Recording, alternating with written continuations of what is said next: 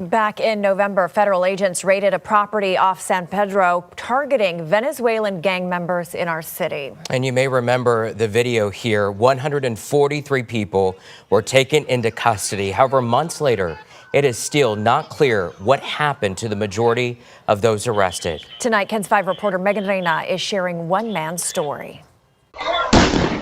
It's around 3 a.m. on November 16th. Attorney Hannah Eshgate says her client was grabbing a bite to eat at a food truck off San Pedro Avenue after a long night of work when federal agents showed up. Her client, a Honduran man here legally, asked to remain anonymous out of fear speaking out would hurt his immigration status. And he was in his car just sitting there when it was surrounded by federal agents.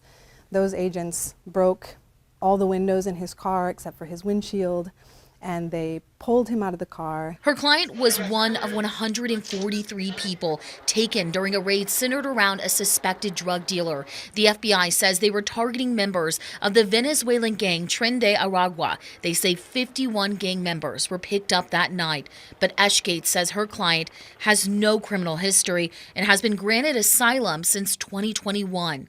And it wasn't until he was already in their custody when they asked him for his ID or anything about his immigration status. She says he showed them his driver's license and social security card, but she says agents took them away claiming they were fake. He was then brought to the T. Don Hutta facility near Austin. On November 20th, Eshgate sent over an email to the San Antonio field office letting them know his legal status and demanding he be released. She says they ignored her request. Here is her client speaking to us over the phone in Spanish.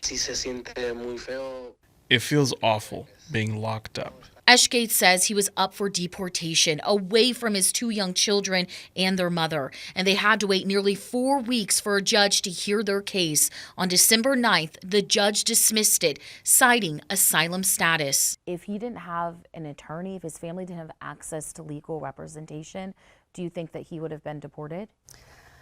I think it's likely that he would have been. I mean, the government had in their possession all of the proof that he has legal status. Her client told us he's traumatized. He says he came to the U.S. for a better life, to contribute to his community and give his children opportunity. Are you still scared that you could be picked up by ICE again?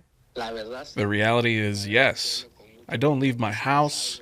I try to work at home because it scares me that I'll go somewhere where they might do that to me again.